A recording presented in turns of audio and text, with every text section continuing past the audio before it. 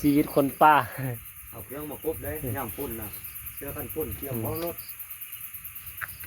ป่าก็ได้อยู่นิดหน่อยหนึงเดี๋ยวจะเราก็กินข้าวก่อนสนฝนโอ้ปิงปลาลาด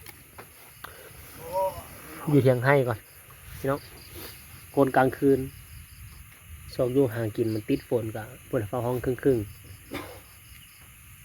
ปิงป่ากินข้าวก่อนมีแหงก่อนที่จะไปยามเบ็ดอีกแสบเด้อกินอยู่ป่านี่ไก่จีสุกเลยที่วะ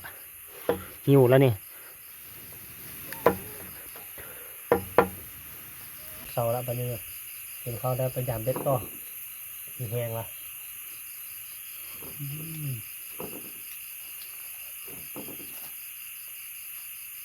เบ็ดฟ้าสะอื้นเนาะ เฮ็ดผ้าผ้าควมเฮ็ด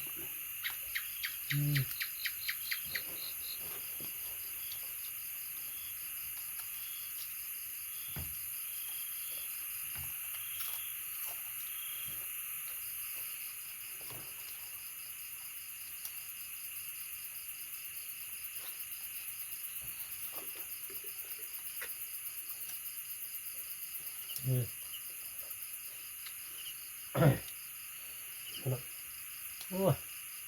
มาเผ็ดหักแล้วก็จำเกลือป้าทุกก็หูจนเ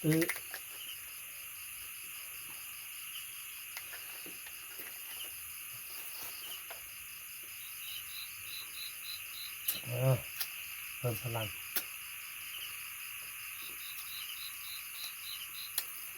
คือเขาเรายามเด็กน้อยไปถึงกำมะน้อง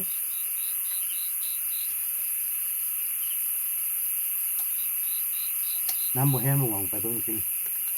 นะฮะแห้งลายหมดแล้วกูเลยโลดยามแล้วเล็กกูให้ใช้ขึ้นเนาะทางปัญญาเนาะ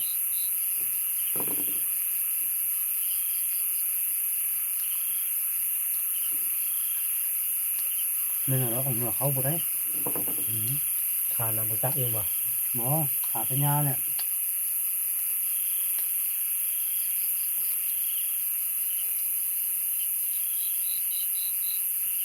น้ำจำบริคานะ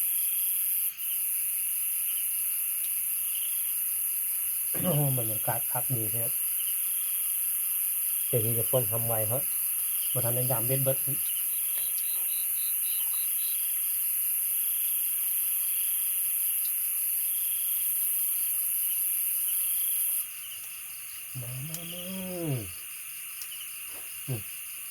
กินเนื้อปลารวมกับนมเพชร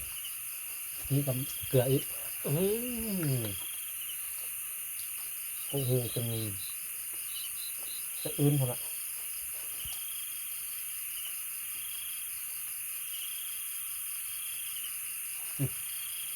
กินปลาบ่